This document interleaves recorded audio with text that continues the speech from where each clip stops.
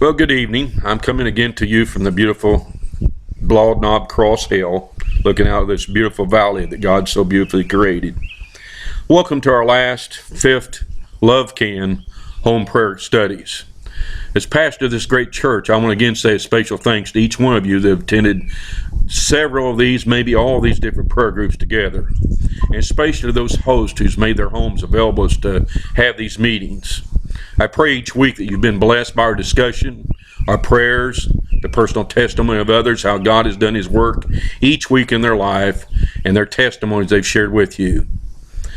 How I pray that this will be a renewed spirit of love sweep across our church family, that even our community and those that we seek to share Christ with will sense how our love for Christ and one another has grown. The International Version says of this last passage tonight, love always protects, always trusts, always hopes, always preserves. The New Contemporary English Version says that love always is supportive, loyal, hopeful, and trusting. The New Living Translation says love never gives up, never loses faith, is always hopeful, and endures every circumstance. Finally, the King James Version says bears all things, love believes all things, love hopes all things, love endures all things. But whichever translation you choose, the meaning is all the same.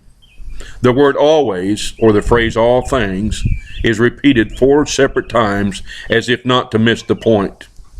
So they all teach us the same thing, the aspects of love when taken together. No matter how desperate our circumstance may be, love never gives up. That first phrase says that love bears all things. This comes from a Greek word which means to cover something. Its relationship is like a roof, a covering that offers protection from the hostile elements. 1 Peter chapter 4 verse 8 says, love covers a multitude of sins. Precisely the meaning here as well. Love protects other people. It doesn't broadcast bad news, but goes the second mile to protect another person's reputation. There are 2 relevant applications you'll see tonight in our lesson. First, love doesn't nitpick, doesn't point out every flaw of others that you love. Once I heard of a gentleman being in a small group and they were discussing this very point when one of the women spoke up and said a very wise thing. She said you can't talk about everything out. Some things you just must decide not to worry about. And she's right. If you took the time to point out every mistake your husband or wife makes, that applies to every relationship, you wouldn't have enough time to do anything. Secondly, love doesn't criticize in public. This is perhaps Paul's primary meaning. Love doesn't do its dirty laundry for all the world to see. Let me ask you all something. Which do you prefer? Someone, when you're in the crowd of others, draws some questionable opinion about you, or someone who makes a statement of gratitude about you in the presence of others? See, to believe all things means that love behaves its best, that it possibly can do, and as long as it can be done. Love never gives up the benefit of doubt. It takes people at their highest and best, and not at their lowest and worst. We live in an increasingly cynical age, do we not? If a person gives a large sum of money to a worthy charity, there's sure to be someone that says under their breath, what's the catch? I wonder what was in it for him. Now, I'm not suggesting that love equals naive gullibility. Love must always be guarded by wisdom on one hand and discernment on the other. True love won't be taken in and again by a con artist at some point. Love even says enough is enough. But love also says, I'm willing to wait for evidence to come in before making my decision. I choose to give you the benefit of the doubt as long as there's reason to do so. Like Brother Ray Pritchard, my dear friend, said, he said, I never tire of repeating that people tend to become what we believe them to be. They either live up or down to our expectations. If you treat a man as trustworthy, he will strive to prove himself worthy of your trust. But if you tell a child, for instance, take a big swing, you can hit the ball, they'll go to the plate and swing like Babe Ruth. And if you treat your wife as if she's the most beautiful woman in the world, she'll be transformed before your very eyes. But love believes the best as long as it can be believed. One of my favorite pastor preachers was the late E.V. Hill, longtime pastor of Mount Zion Missionary Baptist Church in Los Angeles. He's one of the more foremost preachers in America. Men who's heard him preach at promise keepers and rallies in various cities were awed how the power of God and God's anointing used him.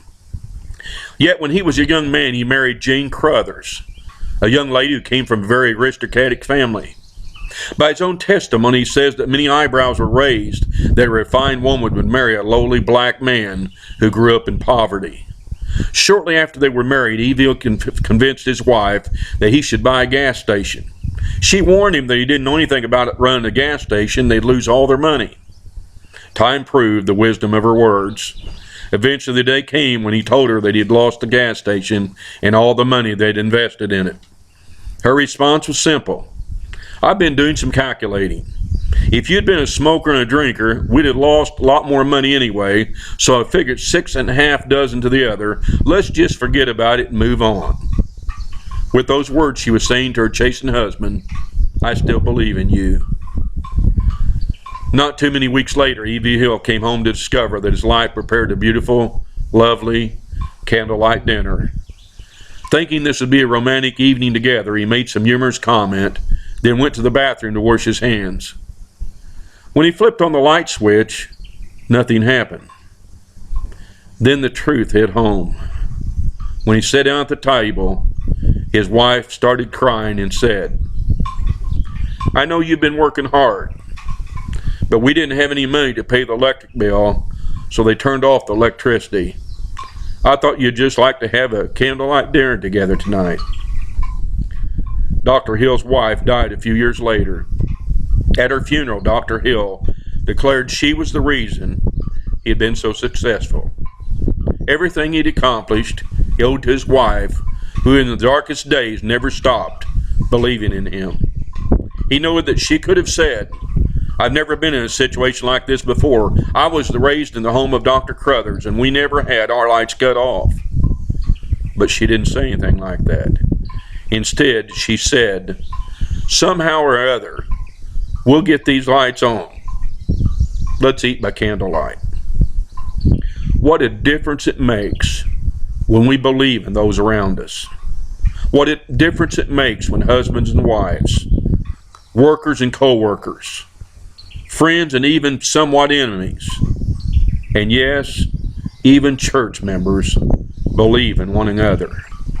What a difference it makes in the dark moments of life when you can say to those you love, I believe in you.